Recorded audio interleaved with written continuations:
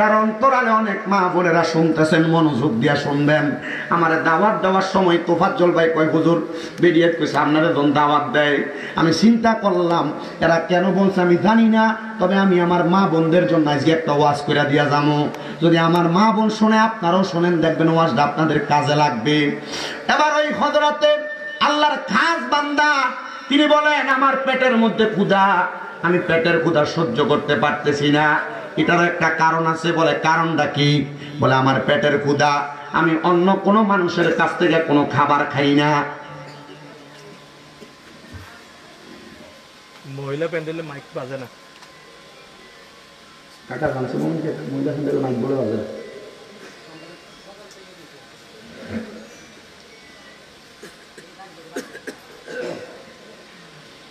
আবুল খায়ের রহমতুল্লাহ আলাইহি নামক আল্লাহর ওই বান্দা তিনি বলে আমি কারোর বাড়িতে কোনো খাবার খাই না। বলে কারণ কি? বলে আমি একদিন ইবাদত করতে করতে স্বপ্নের মধ্যে দেখলাম আমার কোনো ইবাদত আল্লাহর কাছে কবুল হয় না। বলে কেন কবুল হয় না? বলে আমি যারার ঘরে খানা খাই এরার খানার ভিতরে নাকি হারাম খাবার যুক্ত, এজন্য আমার পেটে খানা যায়, আমার ইবাদত আল্লাহ কবুল করে না। আমরা হুজুররা বড় বিপদে আছি, বড় মুসিবতে আছি। মসজিদে চাকরি করার কারণে হারামখোরের ঘরে ভাত খাওয়ান লাগে, সুদখোরের ঘরে ভাত খাওয়ান লাগে, ঘুষখোরের ঘরে ভাত খাওয়ান লাগে। আবার না খেয়ে কি করব?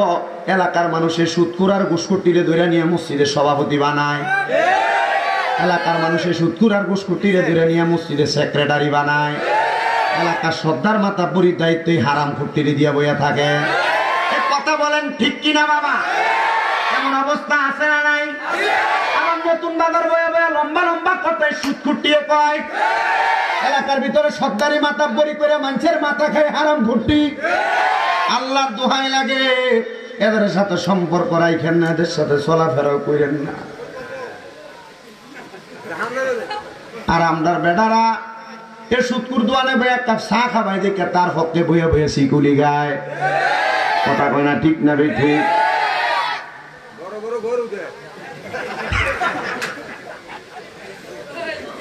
আপনার কষ্ট দিতেছে, আমার হইতেছে, তবু আপনারা কষ্ট করে ওয়াজ শুনবেন। রাজি আছেন না? এমন যেটা দিছি এমন মাঝে মাঝে একটু একটু দেবো ইনশাল্লাহ। তারা কি ইঞ্জেকশন থাক রেডি অন্তর করে নিতে আগে চলতো আছে না নাই এমন অবস্থা? হারামখোর দেশে দেশে বসছে। আমার এখন তো ডিজিটাল যুগ হয়ে গেছে, বেড়াইতে সুদ খায় না, এখন বাড়ি বাড়ি বেরিয়েতে সুদে টিয়া লাগায়। আপনারা বলেন এমন অবস্থা আছে না নাই? এনজিও কোম্পানির মাধ্যমে সুদে টিয়া লাগায়। আমার সুদ আবার ডিজিটাল হয়ে গেছে গা। হুজুর কেমন ডিজিটাল সুদ? বাবা একটু মনোযোগ দিয়ে শুনবেন সুদের ডিজিটাল খবরটা। এখন আর এলাকার মধ্যে সুদে লাগায় না, মানুষের সুদ করে কইব ব্যাংকে এককালীন 20-30 লাখ রেখে মাসে মাসে তুইলা খায়। এটা ডিজিটাল নাম এফডিআর। কি কথা কেনা আসেনিও?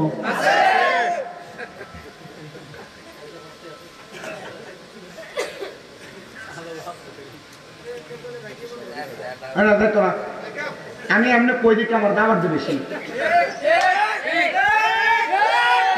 গতবার এক মাহফিলে আমার দাওয়াত দিচ্ছে না, আমার এক ফলাইনি করতেছে হুজুর ইয়া আমরা দাওয়াত দিতে গেছি, আপনি গত বছর সুদ করে ইয়া করছেন যে ক্যাবেটা সুদ করে এবার আপনার দাওয়াত দিতে না অন্য হুজুর যেটা মন এটা দাওয়াত এটা দাওয়াত দিচ্ছে।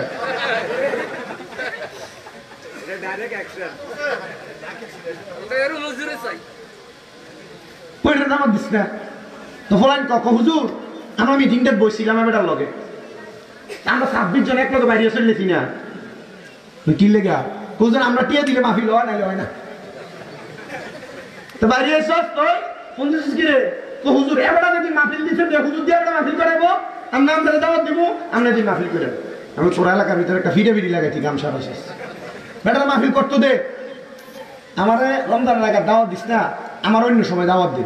ও না হুজুর এবারে আমরা ইয়ে করছি আমরা কাউন্টার দেবো, মুরব্বীরা লোকে টক্কর দিস না বেটা, কারণ মুরব্বীরা আবার এরা মাথার খেল খেলে। এবার মনে করেন যেমনই হোক আমরা এমন ভাবে ফেসে ফেলাইবো, আমি টেরো ভাইতেন আমরা উপর দিয়ে করবো কর, কিন্তু নিচি দিয়ে কেটে দিব, খেয়ে নিচি দিয়ে এর ধরস তো নাই। তোমরা এটি কইরো না, তোমরা চুপচাপ থাও। এবার মাহফিল করলে আসি আসি করে থাকবা, মাহফিল দিন একটা লোকে থাকতো না। হুজুর এটা তো আবার বুদ্ধি মিশা হইতো না, আমরা না এবার হারাম করে এবার মাহফিল দিন করবে হুজুরে সুদের ওয়াজ করবো সাবজেক্ট এটা দ্বন্দ্ব এবার দেখবা করবো না, তোমরা দেখবে না যে আমরা বিষয় অনুযায়ী হুজুর ওয়াজ করবো। আবার সুদের এখন আর একটা ডিজিটাল আর একটা নাম বাইর হয়েছে, কষ্টিতে আপনারা বেরিয়ে তাদের জামাইরে বুদ্ধি দেয়, তুমি যে জানো তা খাইয়া লাও, তোমার ভূতের তো একটা ভবিষ্যৎ আছে, কিছু টিয়া পয়সা রাখার দরকার, তো বড় শখ কইরা ব্যাংকে একটা ডিপিএস করে কি দামারে এককালীন 3 বছর 3.5 বছরের লাগিয়া 3.5 লাখ রাখলে 7 লাখ হইব 7 বছর করে 5 বছর করে। আমরা বিভূতের তো একটা ভবিষ্যৎ আছে, এ হারাম টাকা দিয়া কোন ফুতের ভবিষ্যৎ করে দিয়া যাইবা? আল্লাহর কসম এই সন্তান কোনোদিন তোমার সুসন্তান হবে না, এটা কুসন্তান হইব, আর বরণের পর তোমার মইরাইব। কথা কোন ঠিক কিনা? আমার ভাইরা বাবারা বন্ধুরা গভীর বড় যুগান্তরের কান্ডা লাগে শুনেন, আমি যে কথার মধ্যে ছিলাম রে বাবাজিরা, আমি আপনাদেরকে নিয়ে দুরূদ শরীফের ফজিলতের কথা বলতেছিলাম। এবার ওই স্পেনের আল্লাহর বান্দা বড় ভাগ্যবান মহাভাগ্যবান, উনি বলে আমি কারোর ঘরে কোনো খানা দানা খাই না। কারণ কি? কারণ আমি মানুষের ঘরে খাই বিদায়, মানুষের ঘরের মধ্যে পরের হক মাইরা খাওয়াই না, বড় হারাম টাকা, এই জন্য আমি কোনো জায়গার মধ্যে কোনো খানা খাই না। 5 দিন আমি খানা খাওয়া বন্ধ করে দিছি। পরে আমি চিন্তা করলাম খাবার তো খাইতে হবে, বৃষ্টি হইতেছে, বৃষ্টি, আমি আমার নামাজের মুসল্লাটা বৃষ্টির পানির মধ্যে ভিজায়া আমি নামাজের মুসল্লাটা, আমার কিচ্ছু লাগতো না, আমি বইয়ে আমি আমার এবার আমার বাসার থেকে বড় বই,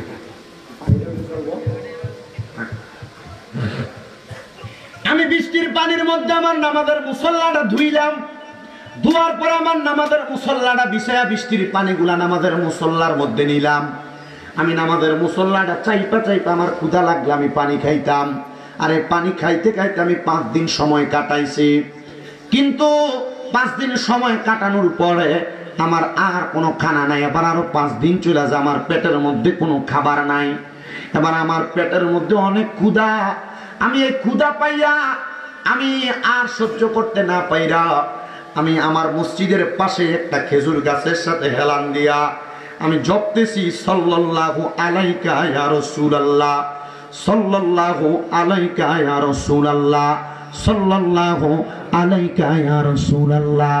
তিনি বলেন আমি বারবার দুরূদ শরীফ আদায় করি, আমি দুরূদ শরীফ আদায় করতে করতে আমি ঘুমায় গেছি। কখন যে ঘুমাইছি পেটের ক্ষুধার কারণে আমার আর সেটা মনে পড়তেছে না। এবার আমি ঘুমানোর পরে হঠাৎ করে দেখলাম আমার সামনে নূরানি সুরতওয়ালা একজন ব্যক্তি আগমন করছে। আমি জিজ্ঞাইলাম কে গো আপনি, আপনার পরিচয়টা কি? তিনি আমারে ডাক দিয়া কয় আমি হইলাম ইসলামের 4র্থ খলিফা, আমার নাম হযরতে আলী কাররামাল্লাহু ওয়াজহু। জোরে জোরে বলেন সুবহান। তিনি বলেন ঘুম থেকে ওঠো। তিনি ঘুমে কি দেখতাছে? স্বপ্ন দেখতাছে। তিনি বলেন আমারে হযরত আলী ডাক দিয়া কয় ঘুম থেকে ওঠো। আমি ঘুম থেকে উঠলাম স্বপ্নের মধ্যেই। এমন টাইমে হযরত আলী রাদিয়াল্লাহু তাআলা বলে এবার পেছনের দিকে তাকাও। আমি তাকায় দেখলাম আর সুদর্শন 4 জন ব্যক্তি আমার সামনে হাইটে আসতেছে। উনি বলেন ডান দিকে যাকে দেখতেছো তিনি হইল সিদ্দিক আকবর রাদিয়াল্লাহু তাআলা, বাম দিকে যাকে দেখতেছো তিনি হইল হযরত ফারুক আযম হযরত ওমর রাদিয়াল্লাহু তাআলা, পেছনে যাকে দেখতেছো তিনি হইল হযরত উসমান জিন নুরাইন রাদিয়াল্লাহু তাআলা, আর মাঝখানে আছে মুহাম্মাদুর রাসূলুল্লাহ সাল্লাল্লাহু আলাইহি ওয়াসাল্লাম। জোরে বলি সুবহানাল্লাহ। আমি জিজ্ঞাসা করলাম ইয়া রাসূলুল্লাহ, নবী গো, ও দয়ার নবী, মায়ার নবী, রাহমাতুল লিল আলামিন নবীজি, আপনি কেন এই জায়গার মধ্যে আগমন করলেন? আমার নবী আমার ডাক দিয়া কই রে আল্লাহর বান্দা, তুমি পেটের ক্ষুধা সহ্য করতে পারো নাই, এই পেটের ক্ষুধা পেটের মধ্যে নিয়া বড় কষ্ট পাইয়া আমি নবীর প্রতি দুরূদ শরীফ আদায় করছো। ডাক দিয়া কই হে আল্লাহর বান্দা, দুরূদ শরীফ আদায় কইরা তুমি যে আমার কাছে দাঁড়ায় গেলা, আমি নবীজির উপর দুরূদ শরীফ আদায় করতে করতে ঘুমায় গেলা। তোমার ডাকটা আমি নবী এমন ভাবে শুনতে পাইছি, আমি নবী রওজা মুবারকে থাকতে পারলাম না। তোমাকে দেখা দেওয়ার জন্য আমি নবী তোমার সামনে আইসা গেছি। জোরে বলেন সুবহানাল্লাহ।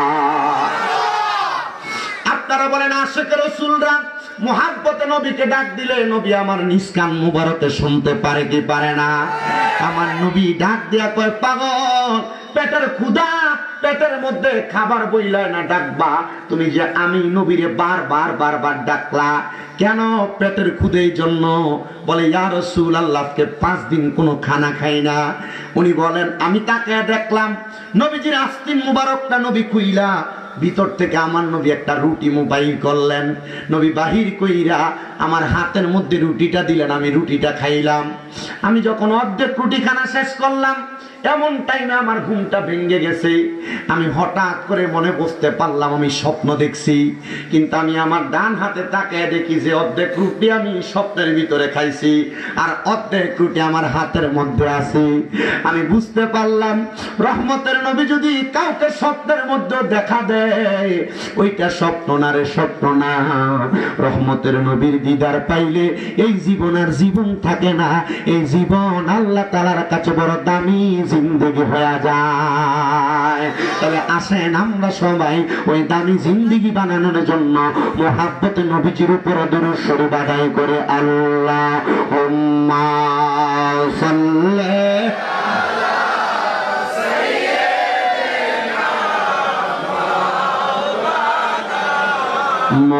মুহাম্মাদ ওয়া আলা আলি সাইয়্যিদিনা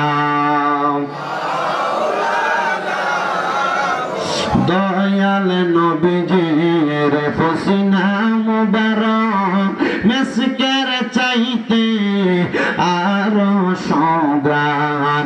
আর সাহাবীরা আতর রূপে করতেন তাহা ব্যবহার। আল্লাহুম্মা সাল্লি মাওলানা মুহাম্মদ ওয়া আলা আলি সাইয়্যিদিনা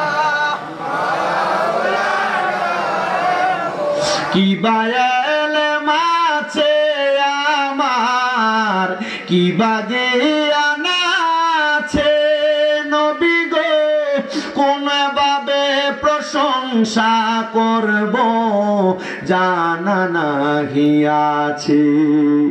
কি বাগে আনাছে আমার, কি বায়াল মাছে নবী গো, কোন ভাবে প্রশংসা করব জানা নাহি আছে। মরণে হাসরে নবী পাই যেন গদিদার, মরণে হাসরে গো নবী পাই যেন গদিদার। শান্তি হবে অন্তর আমার পেলে আপনার দিদার। আল্লাহুম্মা সাল্লি আলা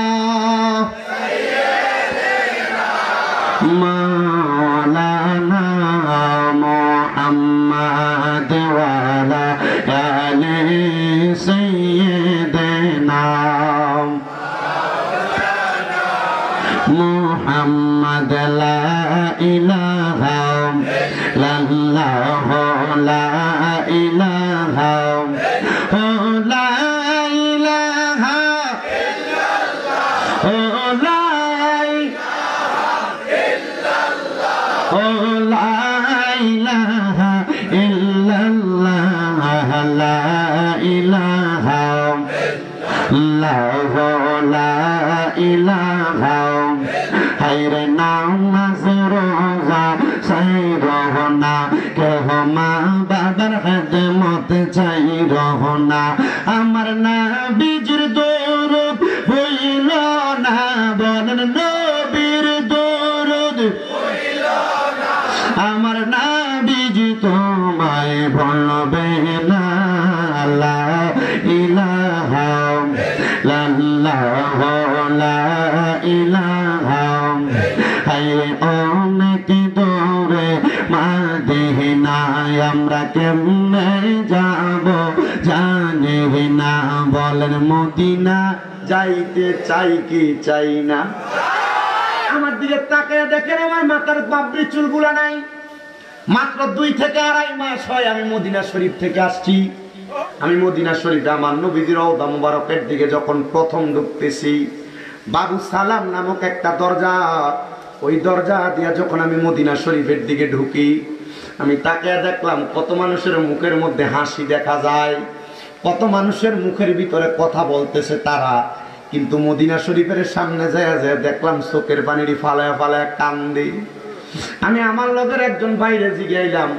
মদিনা শরীফের সামনে আইয়া দিয়ে আপনি চোখের পানিটি ফালায় কান্দেন কই ভাই আমি এমনে কান্দি না মদিনা শরীফের সামনে আসলে আবেগটা তো ধুই রাখা যায় না এই নবীর উম্মত আমি কিন্তু এই নবীরে তো আমরা 2টা চোখ দিয়া দেখতে পারি নাই এই জন্যই না আমি মদিনার নবীর রওজা দেখা দেখা কান্দি আমি একটানা 7 দিন 5 ওয়াক্ত নামাজের পরে আমার নবীর রওজা মুবারকের সামনে দাঁড়ায়া দাঁড়ায়া আমার নবীরে সালাম দিছি আমি যেদিন 8ম দিন আমার নবীর রওজা মুবারকে সালাম দিয়ে আমি মক্কার উদ্দেশ্যে চইলা যাব আমি আমার নবীর রওজা মুবারকে সালাম দিছি আর কইছি ইয়া রাসূলুল্লাহ আমার জীবনে বড় একটা শখ ছিল আশা ছিল আমি আমার মরার আগে আপনি নবীর রওজা মুবারকটারে একবার জিয়ারত কইরাম নবী গো ও দয়ার নবী আমি যত কম বয়সে আপনার রওজার সামনে আসবো আমি চিন্তা করছি না নবী গো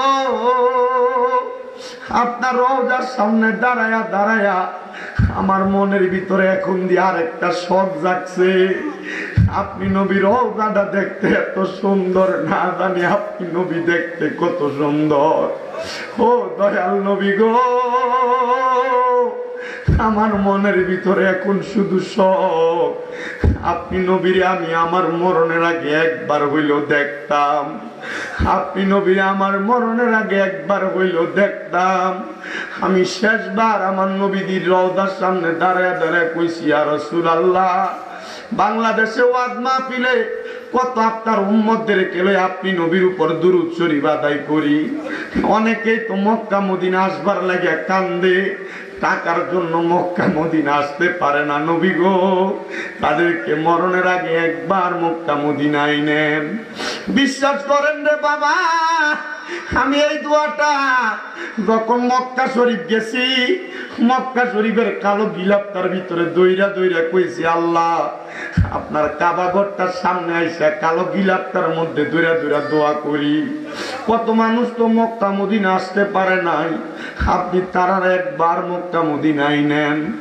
আপনার কাছে 2-3 লাখ টাকা একটু হইলে ক্ষেত পাথর দিয়ে আপনি জায়গা কিনা রাখেন ব্যাংকের মধ্যে আপনি টাকা জমায়া রাখেন আরে খারাতে আর মসজিদের ভিতরে 1 ওয়াক্ত নামাজ পড়লে 1 ওয়াক্তে সওয়াব পাওয়া যায় কিন্তু মদিনা শরীফে 1 ওয়াক্ত নামাজ পড়লে 50,000 ওয়াক্তে সওয়াব পাওয়া যায় মক্কা শরীফের ভিতরে 1 ওয়াক্ত নামাজ পড়লে 1 লক্ষ ওয়াক্তে সওয়াব পাওয়া যায় জীবনে কতদিন বাঁচবেন 1 লক্ষ ওয়াক্ত নামাজ আপনি কোন দিন পড়বেন এটার হিসাব তো আপনি করতে পারবেন না যদি মনটা চায় টাকা পয়সা যদি থাকে জায়গা জমি থাকে একটা কোনা দিয়া বিক্রি করে আপনি তাড়াতাড়ি মক্কা মদিনা যান পর্দার অন্তরালের আমার মা আপনার স্বর্ণ গয়নার অভাব নাই স্বামী বিদেশ থেকে আসার সময় আপনার জন্য স্বর্ণ গয়না নিয়ে আসে 1 ভরি 2 ভরি স্বর্ণ যদি আপনার থাকে আপনি মারা যাওয়ার পরে আপনার সন্তানের এগুলা ভাগাভাগি করে নিয়ে যাবে এগুলা দিয়ে কোনো আপনার লাভ হবে না কবরে আপনি শুধু 5 টুকরা কাপড় ছাড়া কিছু নিতে পারবেন না আমি বলবো গো মা যদি জীবনে শান্তি কি জিনিস বুঝতে চান 1 ভরি স্বর্ণ বিক্রি কইরা স্বামীর হাতে টাকাটা তুইলা দিয়া কোন আমার একটা বার আপনি মক্কা মদিনা পাঠান, আল্লাহর কসম ওই মক্কা মদিনা গেলে বাংলাদেশের কথা মনে থাকবে না। যদি বাংলাদেশ থেকে কেউ মোবাইল না করে, আপনি বাংলাদেশের কথা আপনার মনেও আসবে না। আমি যেদিন মক্কা শরীফ থেকে বাংলাদেশের উদ্দেশ্যে চলে আসব, আমার মাথায় শুধু চিন্তা 1 লক্ষ ওয়াক্ত নামাজ তো আমি আমার জীবনে পড়া শেষ করতাম পারতাম না। এশারের নামাজের ওয়াক্ত আমার ফ্লাইট হবে রাত্র 1টায়। আমি আমার ড্রাইভার ভাইরে কইলাম, চাঁদপুরের রামগঞ্জে বাড়ি আমার ভাই মোহাম্মদ সাইফুল ভাই, আমি কইলাম ভাই একটু দাঁড়াইবেন, আজানটা হয়ে গেছে, এখন তো জামাতটা হয়ে যাবে, আমার 60টা রাকাত নামাজ পড়তে দেন। এই 60টা রাকাত নামাজ যদি আমি পড়ি 1 লক্ষ ওয়াক্ত নামাজ পড়ার সওয়াব পায়া যাবো। কয় হুজুর ফ্লাইটে দেরি হয়ে যাবে। আমি কই না না না, দেরি হবে না, আমার বিশ্বাস আমি একটা ওয়াক্ত নামাজ পড়া যদিও যাইতে পারি, যদি আমার ফ্লাইটও ছুটে, আমি প্রয়োজনে আর কয়টা দিন এখানে কাটাইতে পারবো। কিন্তু মুসলমান, টাকা দিয়া কি করবা? মরার পরে তো টাকা কবরে নিবা না। সম্পদ দিয়া কি করবা? সন্তানকে দিয়া যাইবা, সন্তান সন্ততি নিজের মতো করে আরামায়েশ করবে। যদি তোমার কাছে টাকা পয়সা থাকে, ওই টাকা দিয়ে একটাবার মক্কা মদিনা যাওয়ার নিয়তটা করো। আরেকটা কথা বলি রে যুবক ভাই, কক্সবাজার ট্যুর দেওয়ার জন্য 10-15 হাজার টাকা বাজেট করো, তোমার আমল নামার ভিতরে সেখানে যাওয়ার কারণে গুনার চাইতে সওয়াব বেশি হবে না। তবে একটা কথা বলি, এখন থেকে মনে মনে নিয়ত করো, ব্যাংকের মধ্যে 1500 টাকা কইরা কইরা তুমি জমাইবা, আর আল্লাহর কাছে নিয়ত করবা, আল্লাহ জীবনের যতদিন বাইচা থাকি, মরার আগে এই টাকাগুলা পুরায়া আমি একবার মক্কা মদিনা যাইতাম। জানেননি বাবা, আমার নবী কয় নিয়াতুল মুমিনিন খায়রুম মিন আমালি, মুমিনের নিয়ত তার আমলের চাইতে উত্তম। নিয়ত করবেন, মক্কা মদিনা যাইতে পারেন আর না পারেন, যদি না যায়ও মারা যান, আমল নামার মধ্যে মক্কা মদিনা যাওয়ার সওয়াব হয়ে যাবে। এই জন্য সবাই আমার সাথে একটু ডান হাত আসমানের দিকে উঠান আর করেন আল্লাহ, জীবনে একবার মক্কা মদিনা না দেখাইয়া মরণের ডাক দিয়েন না। আল্লাহ যেন কবুল করে, জোরে কোন আমিন। বলেন, যেই মক্কা মদিনায় এত বরকত, আমরা সবাই ওই মক্কা মদিনা যাইতে চাই কি চাই না? মহাব্বতে পড়েন, ওরে দয়াল আল্লাহ দয়া করেন, রানে নসিবি করেন মদিনা, লা ইলাহা ইল্লাল্লাহ, লা ইলাহা ইল্লাল্লাহ, লা ইলাহা ইল্লাল্লাহ, মুহাম্মাদুর রাসূলুল্লাহ সাল্লাল্লাহু আলাইহি ওয়াসাল্লাম। আল্লাহুম্মা আমিন, আল্লাহুম্মা আমিন। আলহামদুলিল্লাহি রাব্বিল আলামিন, আসসালাতু ওয়াসসালামু আলা রাসূলিল কারীম। রব্বানা যালামনা আনফুসানা ওয়া ইন লাম তাগফির লানা ওয়া তারহামনা লানাকুনান্না মিনাল খাসিরিন। মাবুদু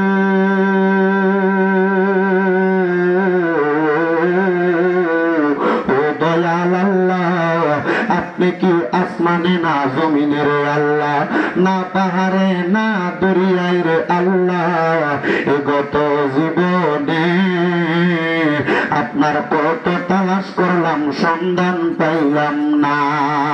আল্লাহ বহু সন্ধানের পরে এই কুমিল্লা জেলার অন্তর্গত বুড়িচং থানাধীন হারাতায়া পূর্বপাড়া কবরস্থান সংলগ্ন পাঞ্জেগানা মসজিদ যুব সমাজের উদ্যোগে আল্লাহ এত সুন্দর শ্রেষ্ঠতম ওয়াজ দোয়ার মাহফিল এবং ঈদ মিলাদুন নবীর মাহফিলে আমার সঙ্গে আলেম ওলামারা, দাড়ি পাকা মুরব্বী বাবারা, যুবক নওজোয়ান ভাইয়েরা, ছোট্ট ছোট্ট মাসুম বাচ্চারা, পর্দার অন্তরালের মা বোনেরা, গুনাহ মাফ পাওয়ার আশায় মুনাজাতের মধ্যে 2টা হাত বাড়াইছে। আল্লাহ, যার হাতটা তোমার কাছে মায়া লাগে, পছন্দ হয়, ও হাতের উসিলায় আমরা প্রত্যেকের জীবনের গুনাহ মাফ কইরা আমরা বেগুনাহ মাসুম বান্দা বানায়া দাও।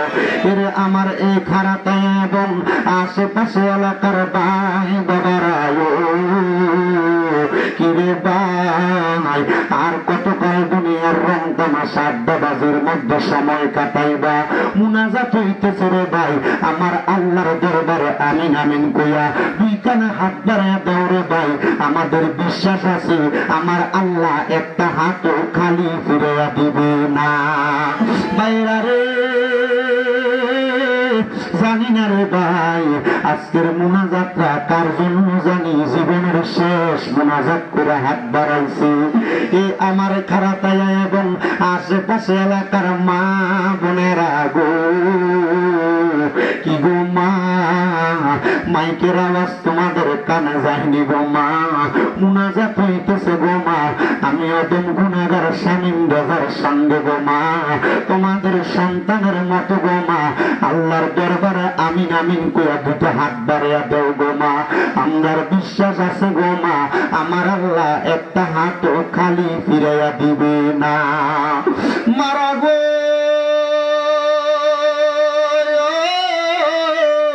তোমরা তো এই এলাকার বাসিন্দা না গো মা।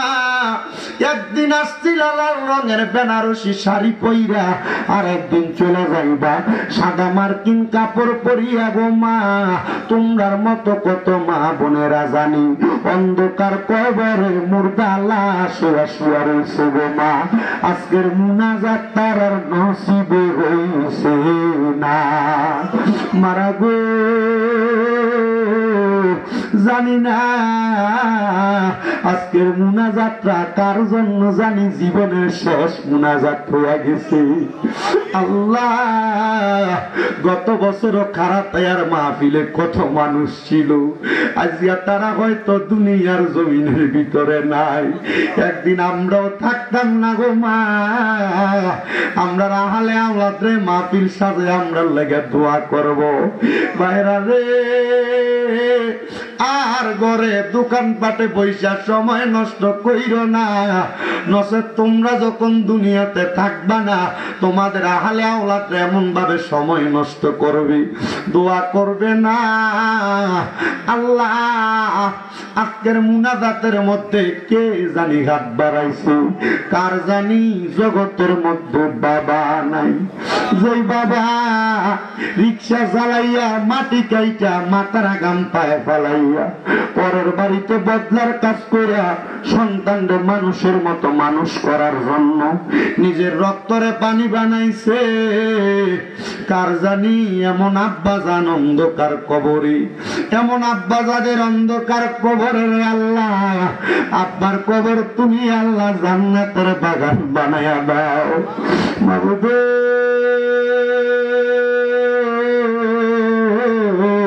কে জানি গাত বাড়াইছে, কার জানি জগতের মধ্যে মা নাই। আরে মা যেই মারে মা কয়া ডাকলে কলিজার আগুন ঠান্ডা হইয়া যায়, যেই মায়ের দিকে নেক নজরে তাকাইলে কবুল খবর সাওয়া হইয়া যায়। আল্লাহ কার জানি এমন মা দুঃখনে অন্ধকার কবরে, এমন মা যাদের অন্ধকার কবরে আল্লাহ 10 মাস 10 দিন গর্ভধারণ করা সন্তানের প্রসব বেদনা সহ্য করতে মার বড় কষ্ট হয়েছে, কিন্তু আজকে এমন মারে মাটি দিয়া বাবার মাটি দিয়া আজকে খারাতায়ার গুরুস্থান সংলগ্ন মাহফিলে হাত বাড়াইছে। ওই সন্তান গুলো বাড়িতে যায় সবার মুখ দেখে কিন্তু মা বাবার মুখ দেখে না। পদ্মার অন্তরালে আমার কত কপাল পুরা মা বোনেরা হাত বাড়াইছে যাদের মাও নাই বাবাও নাই, এমন আম্মা আব্বা যাদের কবরে আম্মা আব্বার কবর জান্নাতের বাগান বানিয়ে দাও। মরিয়া গিয়াছেন আল্লাহ আল্লাহ যারার মা মাফ করিয়া জান্না গো আল্লাহ কবর আযাব। আম্মা আব্বা চলে গেছে আল্লাহ যারার পালাইয়া তারার রাই খাগো গেছে কান্দিবার লাগিয়া। কত আদর করছে আম্মা আব্বা দুধ কলা খাওয়াইয়া, এখন কেমনে শুই লইয়া গড়ইছেন কবরে যাইয়া। আল্লাহ তুমি জানো খারাতে আর কোন পোলাপান কোন মা বোনের মা বাপ নাই। আল্লাহ প্রত্যেকের মা বাবার কবর জান্নাতের বাগান বানাও। বিশেষ করে শিকারপুর থেকে আমার রাজাউল ভাই, ওনার আব্বা আম্মার জন্য সব সময় দোয়া চাই। ওনার আব্বা আম্মা দুইজনের কবর নাজাতের ফয়সালা করে দাও। এমন ভাবে কত মানুষ মার জন্য বাবার জন্য দোয়া চায়, প্রত্যেকের আম্মা আব্বারে কবর মঞ্জুর করো। যাদের মা বাবা বেঁচে আছে হায়াতে তৈয়বা নসিব করে দাও। আম্মা তো সুস্থ থাকলে শেফা আদলা কামেলা নসিব করে দাও। আল্লাহ বিশেষ করে আজকের মাহফিলে যারা টাকা দিয়া, পয়সা দিয়া, শ্রম দিয়া, বুদ্ধি দিয়া, পরামর্শ দিয়া, মাইক দিয়া, লাইট দিয়া, প্যান্ডেল দিয়া, মিডিয়ার বাইরা সহ সম্মানিত শ্রোতা মণ্ডলী, পুরুষেরা, পর্দার অন্তরালের মা বোনেরা, বিশেষ করে সোশ্যাল মিডিয়ার মাধ্যমে দেখনাওয়ালা দেশ বিদেশের প্রবাসী ভাই বাবারা, আল্লাহ প্রত্যেকের খাস দোয়া তুমি কবুল মঞ্জুর করো। অনেক প্রবাসী ভাইরা বিদেশ থেকে দোয়া চায়, আল্লাহ আমার প্রবাসীদের দোয়া তুমি কবুল মঞ্জুর করে নাও। মাবুদ রে, মরণ দিবা দুঃখ না, তবে বেঈমান বানাইয়া মরণের ডাক দিও না। মরণের আগে বারবার মক্কা মদিনা তাওয়াফ জিয়ারত নসিব করাইয়া আমরার প্রত্যেকের আখিরি জবানে মধুর কালেমা পড়াইয়া দিয়েন লা ইলাহা ইল্লাল্লাহু মুহাম্মাদুর রাসূলুল্লাহ সাল্লাল্লাহু আলাইহি ওয়াসাল্লাম। একটা জবানকে বন্ধ রাখবেন না। আপনারা বলেন মুনাজাত করে আমরা দোয়া চাইলাম, একজনের কাছে তিনি কি মুহাব্বতের আওয়াজে বলেন না তিনি কি? ওই আল্লাহ তাআলার শুকরিয়া আদায় কইরা একটাবার মুহাব্বতের আওয়াজে পড়েন আলহামদুলিল্লাহ। আমি ঘরে থাকতেই বলে আসছি, আজকের মাহফিলে মা বোন এবং পুরুষদের জন্য আমি একটু মূল আলোচনা করে দিয়া যাব। আজকের মাহফিলে কত মানুষ বসছেন, আপনাদের অনেকে অনেক সময় কত দোয়া করেন, আল্লাহ তাআলা দোয়া কবুল করে না, এমন হয়নি? দোয়া করেন, দোয়া কবুল করে না, কিন্তু কেন দোয়া কবুল হয় না এই কথাটা তো একটাবার চিন্তা করলেন না? বাজিরে, এই কথাটা যদি মনের মধ্যে আপনার চিন্তা জাগে, মনোযোগ দিয়া ধৈর্য সহকারে থাক না, না মানুষটি থাক না, আপনারা বসেন না, থাক এনে দাঁড়ায় দাঁড়ায় বসুন, অসুবিধা নাই, মনে কষ্ট নিয়েন না।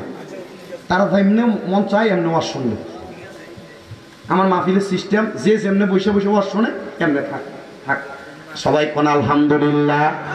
তাহলে কত রকম দোয়া করেন, আল্লাহ দোয়া কবুল করে না, এটার সিস্টেমটা তো আপনি মনে মনে চিন্তা করেন, হুজুর দোয়া কেন কবুল হয় না? এটা সিস্টেমটা একটু শিখেন। আল্লাহর একজন পয়গাম্বর যার নাম জাকারিয়া নবী। কি নবী? কথা কয় না, কি নবী? জাকারিয়া নবী আবার কে? এবার ওনার পরিচয় জানেন? জাকারিয়া নবী হইল হযরত ঈসা নবীর মা, হযরত মরিয়ম আলাইহিস সালাতু ওয়াস সালামের খালু। মারহাবা। হযরত জাকারিয়া পয়গাম্বর, তিনি বলেন হযরত মরিয়ম আলাইহিস সালাতু ওয়াস সালামের বাবা যখন ইন্তেকাল করলো, মরিয়ম আলাইহিস সালাতু ওয়াস সালামকে লালন পালন করার দায়িত্ব আসছে আমি জাকারিয়া নবীর কাছে। কিন্তু আমি জাকারিয়া নবী অনেক দিন হয়ে গেছে, আমারে আল্লাহ তাআলা একটা সন্তান দেয় না।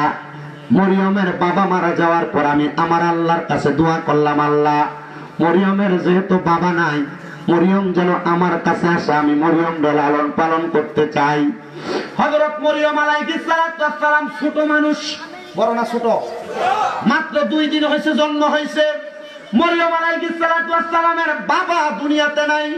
হযরত মরিয়ম আলাইহিস সালাতু ওয়াস সালাম রে নিয়া ওনার মা হযরত হান্না কোলের মধ্যে নিছে, ঈসা নবীর নানি হযরত হান্না কোলের মধ্যে নিয়া হযরত হান্নারে নিয়া বাইতুল মুকাদ্দাস মসজিদের সামনে আসছে। জাকারিয়া নবী ছিল বাইতুল মুকাদ্দাস মসজিদের বড় ইমাম সাহেব। মারহাবা। বাইতুল মুকাদ্দাস মসজিদের সামনে ডাক দিয়ে কয়, এ বাইতুল মুকাদ্দাস মসজিদের ইমাম সাহেবেরাম, আপনারা তো অনেকে আছেন বাইতুল মুকাদ্দাস মসজিদের 5 ওয়াক্ত আমাদের জন্য। মারহাবা কইতেন না?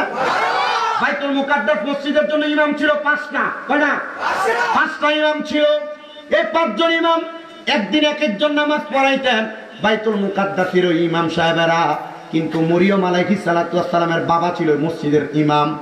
মরিয়ম আলাইহিস সালাতু ওয়াস সালামের বাবা মারা যাওয়ার পর 5 জনের থেকে এখন একজন গেলে কয়জন? 7 জন।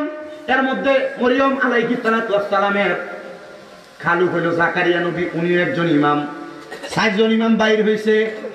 মরিয়ম আলাইহিস সালামের মা হযরত হান্না বলে, হে ৪ জন ইমাম, আমার মাইয়াটা তো আপনাদের বড় ইমাম সাহেবের মেয়ে, আমি তারা কেমনে চালামু? আমার তো কোনো ইনকামও নাই, কোনো রুজি রোজগার নাই। আপনারা কেউ কি পারেন আমার মরিয়মকে লালন পালন করবেন? ৪ জন কই রাজি। কিন্তু ৪ জনের কাছে কেমনে দিবে, কার মন রাখবে? আল্লাহ তাআলা ৪ জনের কাছে ওহী পাঠিয়ে দিলেন জাকারিয়া নবীর কাছে, তোমরা যে কলম দিয়া লেখো, এই কলমটারে তোমরা নদীর মধ্যে নিক্ষেপ করো। যার কলমটা নদীর মধ্য থেকে তার কাছে ফিরে আসবে, তার কাছে মরিয়ম মানুষ হবে।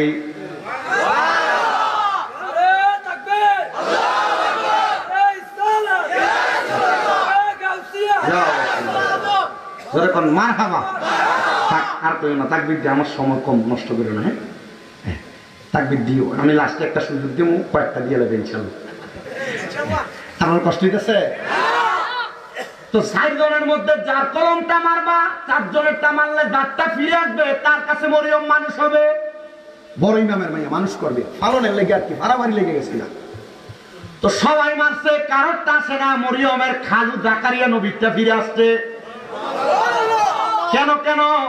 জাকারিয়া নবী আল্লাহর কাছে দোয়া করে, আল্লাহ আমার এত বয়স হয়ে গেছে, আপনি আমার একটা সন্তান দেন না। যদি মরিয়ম রে আমি পাই, আমার স্ত্রীর কলিজাটাও ঠান্ডা হবে, আমার কলিজাটাও ঠান্ডা হবে। আল্লাহ মরিয়ম রে যেন আমি পাই। তা আমার আল্লাহ জাকারিয়া নবীর দোয়া কবুল করে ওনার কলমটাই ফিরিয়ে দিছে। এই সন্তান দেওয়ার মালিক কি? হযরত মরিয়মকে জাকারিয়া নবী লালন পালন করে। কিন্তু জাকারিয়া নবী কয়, মসজিদের যে টাকা আমার দেয়, এটা দিয়ে তো আমি আমার মাইয়া মরিয়ম রে লালন পালন করতে পারি না।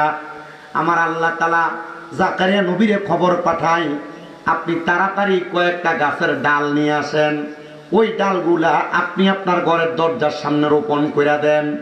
আল্লাহ কি গাছের ডাল? বলে যেই গাছ পারেন সেই গাছের ডালই লাগাইয়া দেন। জাকারিয়া নবী বিভিন্ন গাছের ডাল আইনা ঘরের দরজার মধ্যে রোপণ করে দিছে। আর আমার আল্লাহ তাআলার নবী জাকারিয়া সকালবেলা ঘুম থেকে উঠা দেখে, কত রঙের গাছের ডাল লাগাইলাম, কিন্তু আমার গাছের ডালের মধ্যে আনার ফল হয়ে রয়েছে। আনার ফল। মারহাবা কইলেন না? মারহাবা। উনি বলেন, আমি খুশি হয়ে গেলাম। মানে আমি চিন্তা করছি খাওয়ানো করতে যাম। অনেক মা বোনেরা সন্তানদের খাওয়ানোর ডরে বাচ্চা নিতে চায় না, নষ্ট করে ফেলে, বিভিন্ন ওষুধ প্রক্রিয়ার মাধ্যমে বাচ্চা নিতে চায় না। মা বোনেরা এমন কর্ম কইরা আপনি আপনার আল্লাহ তাআলার কাছে জবাবদিহি বানাইতে হবে। আপনি আপনাকে আল্লাহ তাআলার কাছে অপরাধী বানাইতেছেন। খাওয়ানোর ডরে সন্তান নেওয়া বন্ধ করবেন না। সন্তান হলো আল্লাহ তাআলার নিয়ামত। কত মানুষ, কত মহিলা একটা সন্তান হয় না, আল্লাহর কাছে কত কান্দা কান্দে। অনেক মহিলারা একটা সন্তান, দুইটা সন্তান নেওয়ার পরে দীর্ঘ পদ্ধতি নেওয়ার কারণে পরে আর একটা সন্তানও হয় না। এজন্য আমি আমার মা বোনদের কাছে বলবো, সন্তান আল্লাহ তাআলার বড় নিয়ামত। এগুলা কইরা আল্লাহ তাআলার কাছে আপনি আপনার অপরাধী বানাইবেন না, অপরাধী বানাইবেন না। অনেক মা বোনেরা গর্ভে সন্তান আসলে সন্তানকে অবয়সনের মাধ্যমে নষ্ট করে। ওই মহিলারা জিগাইবেন, আপনার গর্ভের যে সন্তান, এই সন্তান যে আপনি নষ্ট করলেন, আপনার যে সন্তান বাচ্চা আছে, আপনি পারবেন নিজে গলা টিপ দিয়ে ওই সন্তানটারে মারতেন, তো ওইটারে যেমন পারবেন না, তাহলে পেটের তারে আপনি কেন মারলেন? এগুলা করবেন না, করবেন না। এগুলা করলে আল্লাহ তাআলার কাছে আপনি খুনি হয়ে যাবেন। খুনের কারণে আল্লাহ তাআলা আপনাকে নাজাত দিবে না, নাজাত দিবে না। আপনারা আমার ওয়াজ বুঝতেছেন কিনা জানি না, তবে আমি আপনাদেরকে একটু ভঙ্গে ভঙ্গে আস্তে আস্তে ওয়াজটা করে বোঝানোর চেষ্টা করতেছি। জাকারিয়া নবী কয়, আমার তো সন্তান নাই, কিন্তু যখন একটা সন্তান পাইলাম খাবারের চিন্তা আসলো, কিন্তু আমি অন্তরে বিশ্বাস রাখলাম, তাওয়াক্কালতু আলাল্লাহ, আমার আল্লাহর প্রতি তাকওয়া রাখলাম, বিশ্বাস রাখলাম, আল্লাহর প্রতি তাওয়াক্কুল রাখলাম। আপনারা কোন আল্লাহর প্রতি তাওয়াক্কুল করলে আল্লাহ দেয় কি দেয় না? দেয় কি দেয় না? দেয় কি দেয় না? আপনার বেড়ারা মাঝে মাঝে ফেরতে পারে, আল্লাহ তার দিকে চায়, আমার দিকে চায় না। না না না, আল্লাহ সবার দিকে চায়। আল্লাহ কাউরে দিয়া পরীক্ষা করে, কাউরে না দিয়া পরীক্ষা করে। ধৈর্য হারা হইবেন না, ধৈর্য হারা হইবেন না। আল্লাহ দিতে বেশি দিন লাগে না।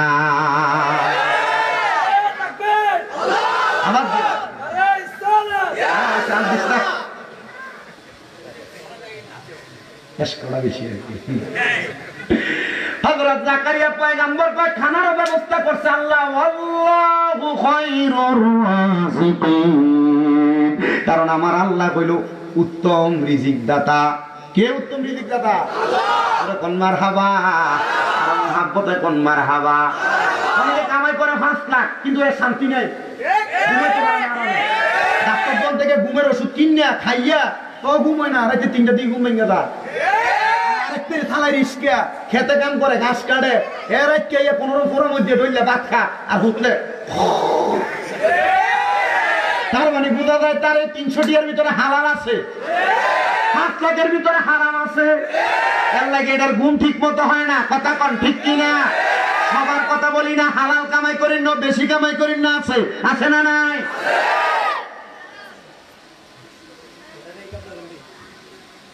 মনোযোগ দিয়ে শুনেন বাবা। জাকারিয়া নবী কয় খানা চিন্তা করছি, খানা দিয়া দিছে আল্লাহ। আমি মসজিদে নামাজের দিন নামাজ পড়াই, আর অন্যান্য দিন গাছের ফল খুইলা খুইলা বিক্রি করি। মারহাবা। জাকারিয়া নবী আবার আল্লাহর কাছে দোয়া করে, আল্লাহ মায়া বড় হয়ে গেছে, মরিয়ম আলাইহিস সালাম বড় হয়ে গেছে, আল্লাহ মায়া তো বড় হয়ে গেল, আমার বয়স অনেক বৃদ্ধ, বুড়া মানুষ না, আল্লাহ আমার যদি নিজের একটা সন্তান থাকতো, এই সন্তানটা আমি জাকারিয়া নবীর লেগে কত দোয়া করত, আমার ঘরে থাকতো। মরিয়ম বড় হয়ে গেছে, এখন বাইতুল মুকাদ্দাসের খাদেমা মরিয়ম, আল্লাহ আমি জাকারিয়া নবীর একটা সন্তান দেন না। আরে জাকারিয়া নবী মসজিদের ভিতরে যখন কান্দে, কত মানুষ জাকারিয়া নবীরে কয় বুড়া হয়ে গেছেন, বৃদ্ধ মানুষ, বয়স বেশি হয়ে গেছে, এখন যদি সন্তানের লাগে কান্দেন, এই বয়সে যদি সন্তান হয় মানুষে কইব কি? মানুষের কথায় মানুষে বাদ দিয়ে দেব? জাকারিয়া নবী কয় সন্তান যে কি যে মজার, সন্তান যে কি মায়ার জিনিস, যদি তুমি বুঝতা তাহলে তুমি আমার এই কথা বলতা না। মরিয়ম আমারে সেটা বুঝাইয়া দিছে। মারহাবা কর। হযরত জাকারিয়া নবী দোয়া করে, জাকারিয়া নবীর স্ত্রীও দোয়া করে, কিন্তু আমার আল্লাহ তাআলা দোয়াটা কবুল করতেছে না, পরীক্ষা করতেছে আর কি, দিব সন্তান। এবার জাকারিয়া নবী বাড়িতে গেছে কাঁদতে কাঁদতে। জাকারিয়া নবীর স্ত্রী জিজ্ঞাসা, আমি কান্দেন কেন? জাকারিয়া নবী কই, স্ত্রী তোমার কি কষ্ট লাগে না আমরা যে একটা সন্তান নাই? স্ত্রীও চোখের পানিগুলা ফালায় ফালায় কান্দে, কই আমার কষ্ট লাগবে না, এটা কি বলেন? আমার কষ্ট লাগে স্বামী, একটা সন্তান যদি আমার থাকতো, আমি মায়ের সঙ্গে কত সুন্দর কথা বলতো, আমি মায়ের সঙ্গে খেলাধুলা করত। হযরত জাকারিয়া পয়গম্বর ওনার স্ত্রীর দইরা দইরা কান্দে। স্ত্রী ডাক দিয়ে কয়, স্বামী এতদিন আপনি আলাদা আলাদা দোয়া করছেন, আমি আলাদা আলাদা দোয়া করছি, চলেন না আজকে রাত্রে আমরা জামাইব দুইজন মিলা এক লগে দোয়া করি। আপনি দোয়া করবেন দূরের কথা, বললো যে আপনার দায়িত্ব একটি, কবে এক লগে 2 রাকাত নামাজ পড়ছেন, বাসর ঘরে যদি ওই বাপ মাদের বা এলাকার আত্মীয় স্বজন মিল্লাতে পড়াইছে, এরপর আর বললো যে নামাজ 2 রাকাত কোনো সময় পড়ছেন না। আর আপনি বলেন আমাদের কথা করবেন কর্তিকা, আপনি নিজে নামাজ পড়েন না। এই দোয়া কবুল যদি করাইতে চান, ঘর থেকে রোগবালা মুসিবত ছাড়ে না, বিপদ আপদ ছাড়ে না। মা বোন, আপনি আপনার স্বামীর নিয়ে, আপনারা যারা আছেন আপনাদের স্ত্রীর নিয়ে একসাথে ফজরের আগে উঠা 2 রাকাত করে নফল নামাজ পড়লেন, দেখেন দোয়া কবুল হয় কি হয় না। 3 মাস পরে স্বামী তারা বললেন দোয়া কবুল হবে। স্বামী স্ত্রী একসাথে নামাজ আদায় করবে। স্বামী স্ত্রী কিভাবে নামাজ আদায় করবেন? চিন্তা করতে হুজুর আমি নিজে নামাজ পড়ি না, আমি বাজ্যে যে কথা কমু, আর এখন আর বেরিয়ে তো আবার কি করবো, আজকে যদি দেখ কসল আইতে আমরা এক পথে নামাজ পড়ি, হ্যাঁ তুমি দিয়ে উঠছে নাম না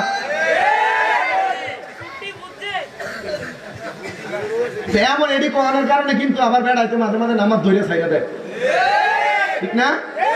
কিছু আবার কিছু করে শয়তান আছে দোয়ানে বয়ে খায়, মনে করেন আটকা মাথার টুপি দেখলে কিও কোন দিন দেখিয়া তার দান আমাদের যাইতো, এই কথা কয়ে তার নামাজ দিয়ে শেষ করছে।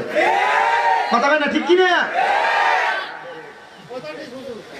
হ্যাঁ ঠিক বলে ভিডিওতে আমার হুজুর আপনার বিভক্ত বাস করে দিয়ে না, আপনার পক্ষে বাস করতেছি, জামাই বই মিললে থামানোর দরকার আছে নি? কি মিল খাওয়ার লাগবে এই দোয়া করতেছে ইনশাআল্লাহ। আমরা আছেন না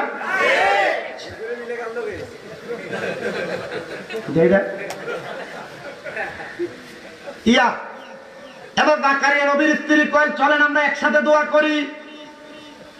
মাশাআল্লাহ বউ যেহেতু কইছে এক লগে দোয়া করনি যা এক লগে দোয়া করো। দোয়া করছে আল্লাহ একটা নেক সন্তান হইবা বিকাশ নেক সন্তান দেন। দোয়া আল্লাহ এমন কবুল করছে আল্লাহ তাআলার পক্ষ থেকে আওয়াজ আসছে জাকারিয়া পয়গম্বর দোয়া কবুল সন্তান দেওয়া হবে। জাকারিয়া পয়গম্বরকে আল্লাহ তাআলা সন্তান দান করছে বৃদ্ধ বয়সে। সন্তান দান করার পর জাকারিয়া নবী আল্লাহ তাআলা শুকরিয়া আদায় করছেন। জাকারিয়া নবীর ঘর হইল দুইটা। কয়টা? একটা নিজে থাকার ঘর আর একটা ইবাদতের আলাদা ঘর, যেটা আমরা সমাজে বর্তমানে খানকা কয়। আসেনি?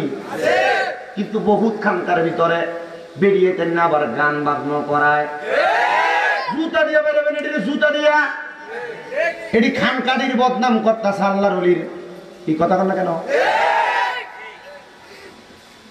খানকার কাম গান বাজনা না, খানকার কাম বেরিয়ে দিয়া গান করা না, বাউল গান করা না। খানকার কাম হলো ইবাদত, নীরবে নীরবে ইবাদতের জায়গা।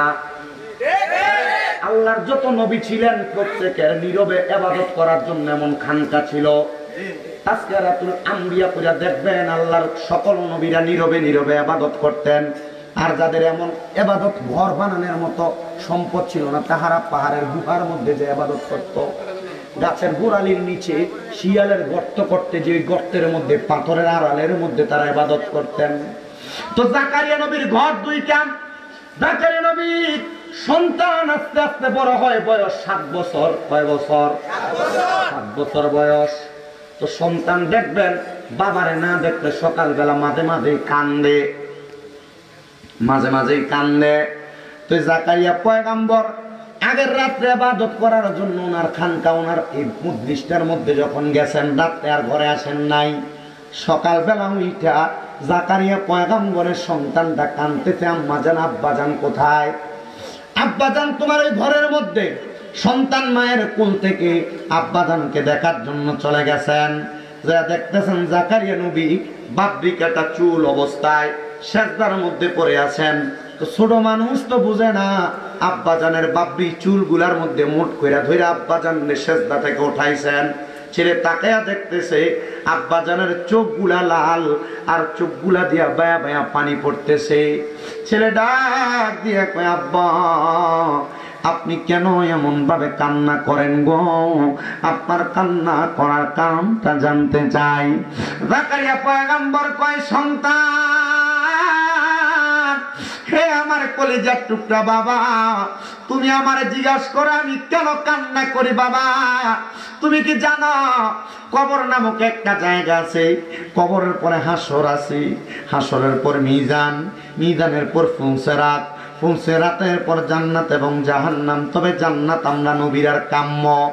কিন্তু বাবা ওই কবরে যখন দুনিয়ার মানুষ সকল মানুষকে দিয়া দিব, ওই জান্নাত পর্যন্ত যাওয়ার আগে যেই 3টে স্টেশন আছে, 3টা জায়গা আছে, মানে হাসর, মিজান, ফুলসেরাত, এই 3টা জায়গা পাড়ি দেওয়ার জন্য একটা মানুষ অন্য কোনো কিছু দিয়ে পাড়ি দিতে পারবে না। এই পাড়ি দেওয়ার জন্য যেটা লাগবে সেটা হলো চোখের পানি। আমি আব্বা এই জন্য কান্দি, আমার আল্লাহ তাআলা যেন আমি জাকারিয়া পয়গম্বরের এই চোখের পানির কারণে হাসর, মিজান, ফুলসেরাতরা অতি তাড়াতাড়ি পার কইরা দেয়। আর নবীদের তো কোনো গুনাহ নাই, নবীরা তো মাসুম, তবুও কেন কাঁদছে? ওনারা বুঝে দিয়ে গেছে এই জগতের মানুষ, আমরা নবীরও আল্লাহর কাছে কান্দে কান্দে আমার আল্লাহর কাছে ক্ষমা প্রার্থনা করেছি, তোমরাও ক্ষমা প্রার্থনা করো। কারণ আমার আল্লাহ গফুর, আমার আল্লাহ গফফার, আমার আল্লাহ রহমান, আমার আল্লাহ রহিম, আল্লাহ দয়ালু। আল্লাহর কাছে যখন তুমি কাঁদবা আমার আল্লাহ তাআলা তোমার দয়া করবে। আল্লাহর কাছে যখন তুমি চাইবা আমার আল্লাহ তোমার রহমান হিসেবে তোমার দান করে দিবে। এবার জাকারিয়া পয়গম্বর বলে, আমার সন্তানকে এই কথা বইলা আমি তারা আমার কোলের মধ্যে করে লই আমি আমার ঘরের মধ্যে গেলাম। ঘরে যাইয়া আমার স্ত্রীকে বললাম সামান্য খাবারের ব্যবস্থা করে দাও। জাকারিয়া নবীর অনেক বয়স। জাকারিয়া নবী স্ত্রীকে বললেন, সন্তান আমার ঘরের মধ্যে যাইয়া আমি জাকারিয়া পয়গম্বরকে সিজদা থেকে উঠাইছি, খাবারের ব্যবস্থা করো। আমি একটু ওযু করে অথবা গোসল করে আইসা আমি খাবার ভক্ষণ করব। উনি খাবার জোগাড় করতেছে, জাকারিয়া নবী চলে গেছে উনি গোসল করার জন্য। জাকারিয়া পয়গম্বর গোসল শেষ করে ঘরে আইসা জিজ্ঞাসা করে, স্ত্রী আমার সন্তান কোথায়? স্ত্রী বলতেছে, সন্তান কোথায়? বলে যে আপনি প্রশ্ন করলেন, আমি তো জানি আমার সন্তান আপনার সঙ্গে বাহিরে গেছে। আর স্বামী বলতেছে, জাকারিয়া নবী বলতেছে, আমি তো জানি সন্তান তোমার সাথে আছে। বলে না, আমার সাথে নাই। জাকারিয়া নবী বলেন, আমি খাবার ত্যাগ করলাম, আমি খানা ত্যাগ কইরা একটা জায়গাও বাদ রাখলাম না, বারবার খুঁজতে থাকলাম। পাহাড়ের গুহার মধ্যে গেলাম, খেজুরের বাগানের মধ্যে গেলাম, কোন জায়গার মধ্যে আমি জাকারিয়া পয়গম্বরের সন্তানকে আমি খুঁজে পাইলাম না। খুঁজতে খুঁজতে চাইতে চাইতে বারবার চাইলাম। সন্তানের জন্য মা বাবার যত টান যত মায়া, একটু জ্বর হইলে সুস্থ হইলে মা বাবা সন্তানের মাথাটার কাছে বৈশা বৈশা সন্তানটার মায়া দেখায়। হায় রে, ওই জাকারিয়া পয়গম্বর সন্তানটার জন্য এমন পারা হয়ে গেছে। জাকারিয়া পয়গম্বর কয় 7 দিন হয়ে গেছে রে, আমি আমার সন্তানকে খুঁজা পাই না। আমি যখন 7 দিন পর্যন্ত একটানা খুঁজা পাই না, জাকারিয়া পয়গম্বর কয় 7 দিন আমার কোনো খানা নাই। খেজুর গাছের সাথে হেলান দিয়ে আমি আমার আল্লাহ তাআলার আসমানের দিকে তাকায় তাকায় বড় বড় নিঃশ্বাস চালাইতেছি। আল্লাহ, সন্তান এতদিন দিচ্ছেন না, আপনার শুকরিয়া আদায় করছি, কিন্তু এই বৃদ্ধ বয়সে সন্তান দিয়ে আমি নবীরে কেন আপনি এখনই কষ্ট দিলেন? আমার সন্তানটা তো 7 দিন পর্যন্ত খুঁজা পাইতেছি না। জাকারিয়া নবী বলে, আমি কানতে কানতে খেজুর গাছটার সাথে হেলান দিয়া যখন ঘুমায় গেছি, এমন টাইমে আমার আল্লাহর পক্ষ থেকে একটা গায়েবী আওয়াজ আসছে। ওই আওয়াজের মাধ্যমে আমি জাকারিয়া পয়গম্বর শুনতাছি রে, আমি শুনতাছি একটা আওয়াজ আসতেছে। ওই আওয়াজের মধ্যে বলতেছে, জাকারিয়া এত জায়গায় তালাশ করলা, যেই ঘরে তুমি ইবাদত করো এই ঘরটার ভিতরে তুমি তালাশ করছো নি?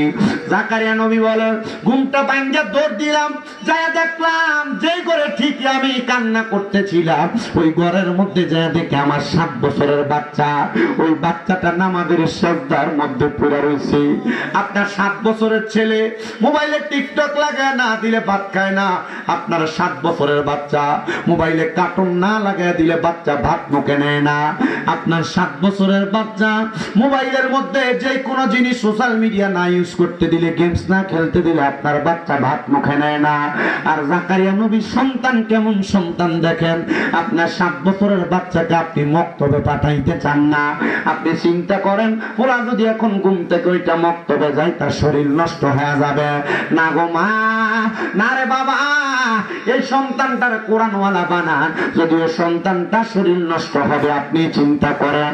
আপনারা বলেন, আল্লাহর পথে থাকলে এই শরীরের হেফাজত করবেন যিনি তিনি কে? নামে তোমার আল্লাহ, ও আল্লাহ, ও বলেন রহিম রহমান। নামে তোমার আল্লাহ, ও আল্লাহ, ও বলেন রহিম রহমান।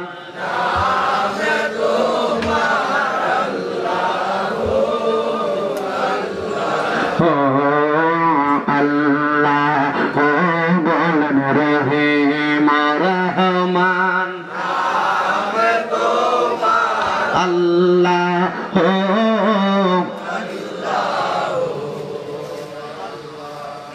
আপনার কি আল্লাহ ডাকতে অসুবিধা হয়? আমি কিন্তু আজকে অনসিকিরাজকার করছি না, করছি যে কি শুরু করেন এমন কালা কইরা লাইলে উঠতে যাবে গামছা মাছলি দিয়ে, আমি লাস্টে দিয়ে কইরা এরপর একবার উঠতাম, ঠিক আছে নি? আল্লাহ যেন কবুল করে, জোরে কোনা আমিন। জাকারিয়া নবী তো ছেলের বয়স কত? কোয়া ফাইন আবার কয়দিন? জাকারিয়া নবী যা দেখতেছে সন্তান কোথায়, ওই খানকার ভিতরে সাজদা দিয়ে পড়ে রয়েছে। জাকারিয়া নবী বলে আমি যাইয়া ওই ছোট ছেলেটারে মাথাটার মধ্যে ধইরা হাত দিয়া তুললাম। আমি তাকে দেখলাম ছোট মানুষ, চোখের মধ্যে একবারে লাল লাল হয়ে আছে, চোখ দিয়া বায়া বায়া পানি পড়তাছে। আমি তার দিকে তাকাইলাম, এ বাবা এমন ভাবে কেন কাঁদতেছো? আজকে 7 দিন বুঝি তুমি এই জায়গায় পড়ে রইছ? সন্তান 7 বছরের মানুষ ডাক দিয়া কয়, বাবা হ্যাঁ আমি 7 দিন আজকে এখানে। আব্বা কেন রে, কেন তুমি এই জায়গার মধ্যে কাঁদতেছো? সন্তান কয়, বাবা আপনি না বলছেন কবর তাইকা জান্নাত পর্যন্ত যে দূরত্ব, এই দূরত্ব কমাইতে পারে একমাত্র চোখের পানি। আব্বা গো, আমি সন্তান জাকারিয়া নবীর সন্তান হইতে পারি, কিন্তু আমার আল্লাহ কি আমার জন্য ওই পানি ওই পথটাকে অতিক্রম করা এমনি কমাইব? এই জন্য না আমি কান্দি, এই জন্য না আমি কান্দি। আব্বা এই বয়সে তুমি কি বুঝলা রে, এমনে কান্দো? আমরা আব্বা আমি এই বয়সের মধ্যে তোমার এত খোঁজা খুঁজলাম, তোমারে আমি পাইলাম না। এত ভালোবাসেন আব্বা। হযরতে জাকারিয়া নবীর ছেলে আব্বার উত্তর দেয়, বাবা তাহলে আপনি তো আমার আব্বা জান, আপনি আমার জন্ম দিছেন, তাহলে আব্বা আপনি চিন্তা করে দেখেন তো, আমার যে আল্লাহ বানাইছে ওই আল্লাহ যদি আপনি বাবার মনের ভিতরে আমি সন্তানের জন্য এত মায়া দেয়, তাহলে ওই আল্লাহর ভিতরে কত মায়া, ওই আল্লাহর ভিতরে কত মায়া। হায় রে মায়া, মায়া। ও আল্লাহ কবরে গেলে আমরা রে মায়া আপনি করবেননি? আমরা তো শুনছি কবরের ভিতরে মাটি আমরা এমন চাপ দিব, আমরা ডান দিকের হাড্ডি গুলা ভাঙ্গা ভাঙ্গা বাম দিক দিয়া ডুববো, বাম দিকের হাড্ডি গুলা ভাঙ্গা ভাঙ্গা ডান দিক দিয়া ডুববো। ও আল্লাহ ওই কবরে আপনি আমরা মায়া করবেননি? ও আল্লাহ ওই কবরে আপনি আমরা দয়া করবেননি? হায় রে মুসলমান, গুনাহ করতে তোমার একবার তোমার কদম কাঁপে না, গুনাহ করতে তোমার মন কাঁদে না, গুনাহ করার সময় তোমার বিবেক একটুও বাধা দেয় না। এ পর্দার অন্তরালের মা, স্বামীর আদেশ অমান্য কইরা বুড়িচং বাজারে ঘুরতে যাইতে তোমার বিবেক বাধা দেয় না। এ যুবক ভাই, মুরব্বী বাবা, ঘরের ভিতরে থাইকা স্ত্রী রাইকা বাহিরে বাহিরে অপকর্ম করতে আপনার বিবেক বাধা দেয় না, আপনি হারাম খাইতে বিবেক বাধা দেয় না। আল্লাহর কসম রে বাবা, ওই কবরের ভিতরে যে যন্ত্রণাদায়ক শাস্তি রাখছে, আমার আল্লাহ যদি আপনারে আমারে মায়া না করে, আপনারে আমারে দয়া না করে, বাঁচার উপায় নাই, উপায় নাই, উপায় নাই। এ আমার পর্দার অন্তরালের মা, কেমন মায়া আমার আল্লাহ তাআলা আমরা মানুষের ভিতরে দিছি। আমার আল্লাহ তো আরো মায়ার আল্লাহ।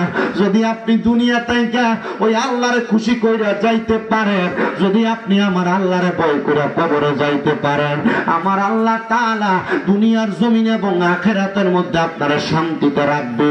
এবার আপনারা বলেন, আমরা সবাই ওই আল্লাহর মায়া পাইতে চাই কি চাই না?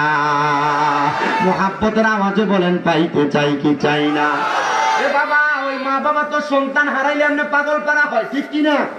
কথা কোন ঠিক কি না? নূহ নবীর আরেকটা উম্মতের কথা আমি আপনাদের শোনাই।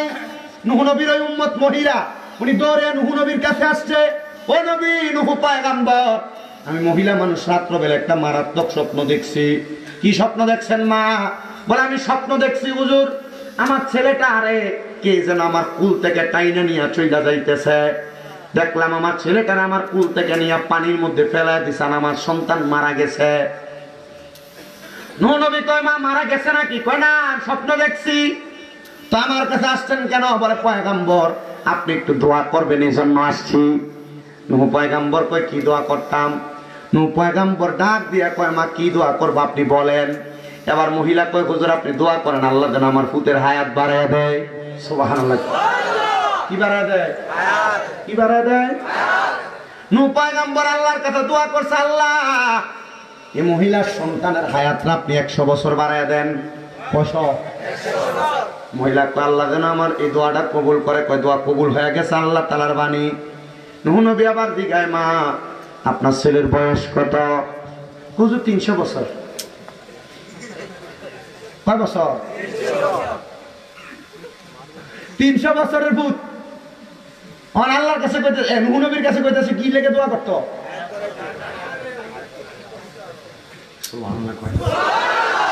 তাহলে সন্তান যত বুড়া হোক, মা বাবার কাছে কি এটা বড়? আপনাদের মাঝে মাঝে আপনার আব্বা আম্মা আপনারে কোনো কথা কইলে আপনি দমক দিয়া কোন তোমরা বোঝো না, বইয়া থাও, কথা বলেন না কেন?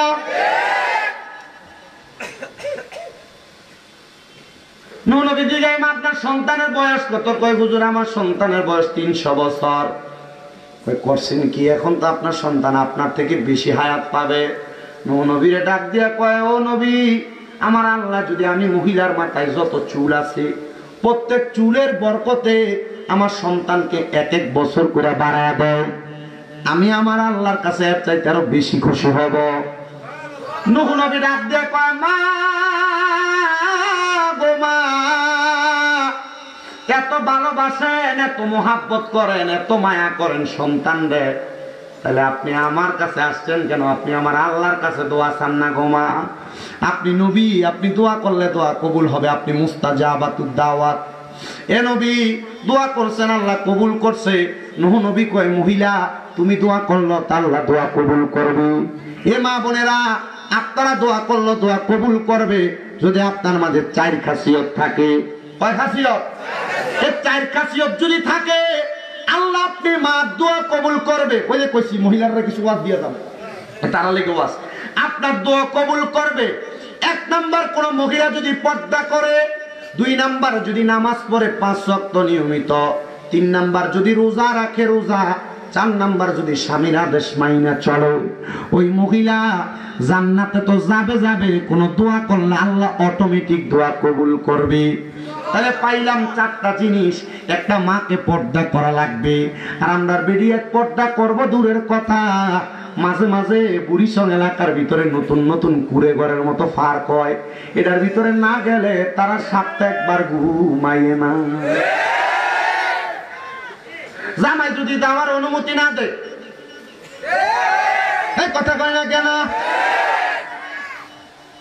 এ মা বোনেরা শোনো, স্বামীর আদেশ যদি না মানো, নবীর কথা, একটা মহিলা তার স্বামীর আদেশ ছাড়া বাবার বাড়িতে যাইতে পারবে না।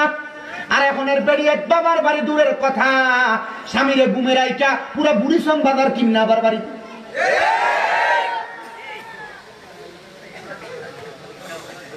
কথা কয় না কেন? বলে আমার অনুমতি ছাড়া তো বাবার বাড়িতে যাও যায় না, তুমি যে 2 মিনিটে ঘুরে চললে কি করবো? বেটকে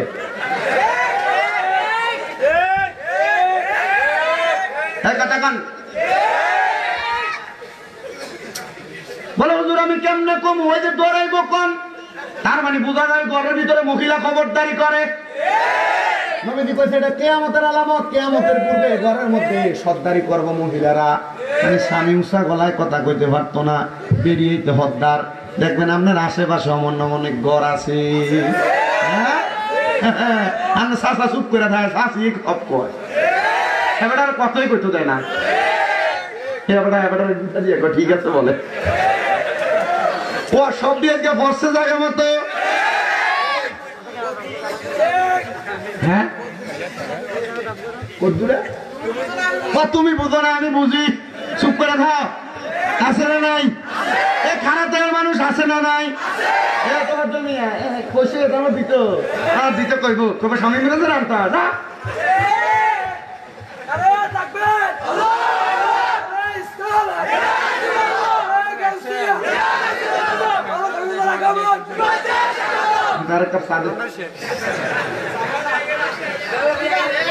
আল্লাহ যেন কবুল করে করে কোন আমিন। মা বোনেরা, স্বামীর আদেশ মানার দরকার আছে না নাই? মুহাম্মদে বলেন দরকার আছে না নাই?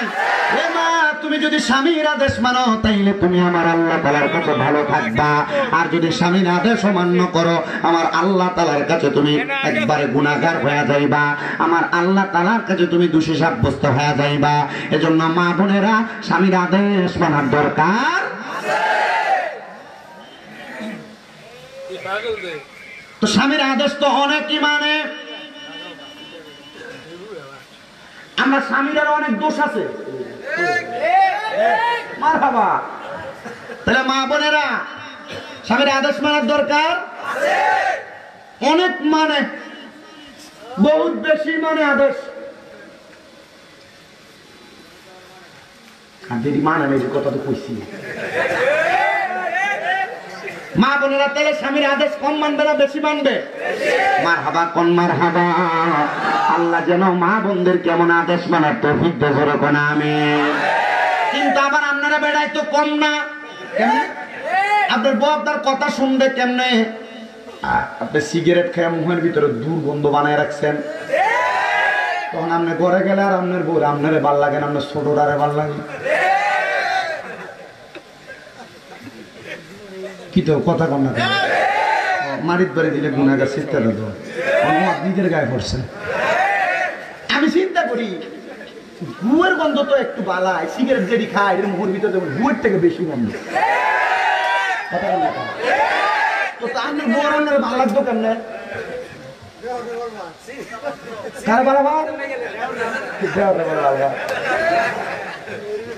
আচ্ছা তো এবার ভাল লাগতো ওই বুঝো নাকি? আমার ভাল লাগে না। আমি চিন্তা করি মাঝে মাঝে এর যে খাড়ের থেকে লাঠি দিয়ে ফেলাই দেয় না,